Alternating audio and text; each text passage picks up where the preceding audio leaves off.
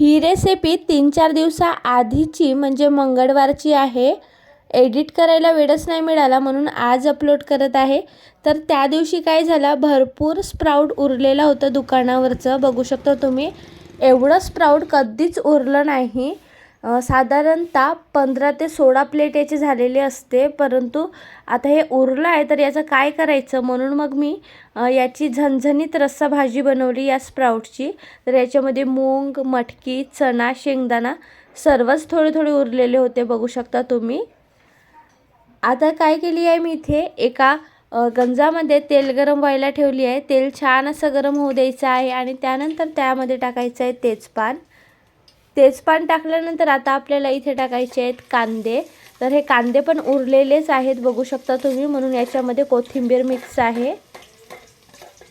कांदे टाकल्यानंतर या कांद्यांना छान असं परतून घ्यायचं आहे आणि त्यानंतर आता आपण याच्यामध्ये मिरच्या पण टाकून देऊया. आणि मिरचे पण उरलेलेच आहे, बघू शकता. मिरची या प्रकारे अशी बारीक करून येते मिरची कटरमध्ये. तर मिरची टाकल्यानंतर या मिरचीला सुद्धा छान असं परतून घ्यायचं आहे. जिरा पण टाकून घ्यायचा आहे. जिरा मिरची मी इथे टाकलेली आहे आणि छान असं परतून घेतलेली आहे, बघू शकता तुम्ही. त्यानंतर बघा कांदे शिजलेले आहेत. कांदे शिजल्यानंतर आता आपल्याला इथे टाकायचं आहे मसाल्याचं वाटण. तर मसाल्याच्या वाटणची रेसिपी ऑलरेडी चॅनलवर अपलोड केलेली आहे, तुम्ही प्लेलिस्टमध्ये जाऊन बघू शकता. त्यानंतर छान असं मिक्स करून घ्यायचं आहे, बघू शकता. या प्रकारे छान असं परतून घ्यायचं आहे, छान मिक्स करून घ्यायचं आहे आणि या मसाल्याला सुद्धा छान असं शिजू द्यायचं आहे, छान फ्राय होऊ द्यायचं आहे. काही वेळानंतर बघू शकता मसाला छान असा फ्राय झालेला आहे, बघू शकता तुम्ही, छान शिजलेला आहे मसाला.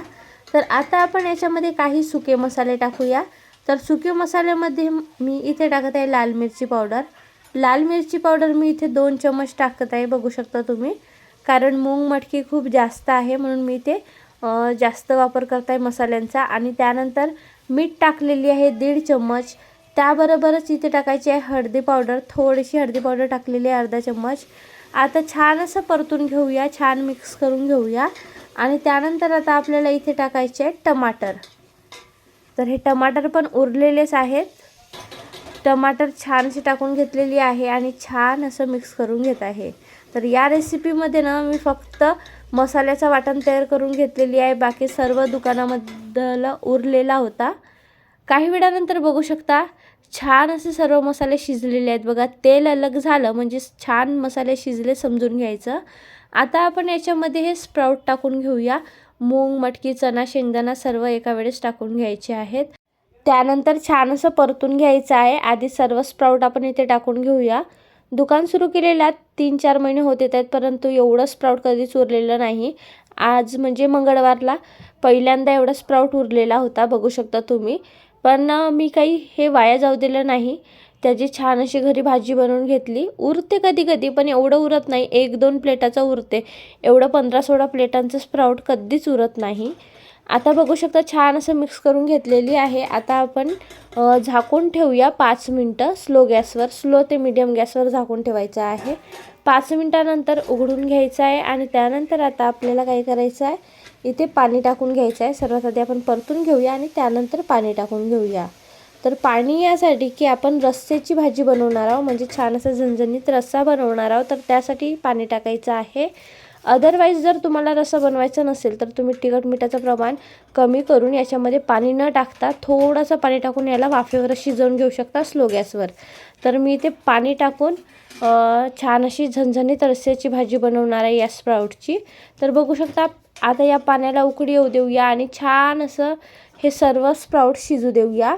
तर याच प्रकारे आता आपल्याला फुल गॅसवरच ठेवायचं आहे 15 ते 20 मिनटं. 20 मिनटानंतर बघू शकता छान अशी रस्स्याला उकळी आलेली होती आणि सर्व स्प्राऊट छान शिजलेले आहेत आणि रस्सा पण कमी झालेला आहे, बघू शकता तुम्ही. जो म्हणजे आपण पाणी टाकलेला होता तो हे स्प्राऊट शिजून कमी झालेला आहे आणि अगदी परफेक्ट भाजी तयार झालेली आहे. आता मी इथे टाकत आहे कोथिंबीर. थोडंसं मी कोथिंबीर कापून घेतली आणि तो टाकून घेतलेली आहे इथे. आणि तयार झालेली आहे मिक्स स्प्राऊटची झणझणीत रस्सा भाजी, बघू शकता तुम्ही. आता ही भाजी आपण एका प्लेटमध्ये काढून घेऊया. आणि बघा किती मस्त दिसतंय बघायला. सर्व स्प्राउट अगदी छान असे शिजलेले आहेत आणि ही भाजी खायला खूपच चविष्ट लागते. तुम्हाला पण ही भाजी ट्राय करायची असेल आणि तुम्ही जर चंद्रपूरमध्ये राहत असाल तर तुम्ही माझ्या शॉपवरून हे स्प्राउट विकत घेऊन जाऊ शकता किंवा तुम्ही यापैकी कोणतीही एक स्प्राउट वापरून म्हणजे मूग किंवा मटकी वापरून सुद्धा ही भाजी तयार करू शकता. खूपच चविष्ट बनते. आणि जर हा व्हिडिओ तुम्हाला आवडला असेल तर व्हिडिओला लाईक, शेअर, कमेंट आणि चॅनलला सबस्क्राईब करायला विसरू नका. धन्यवाद.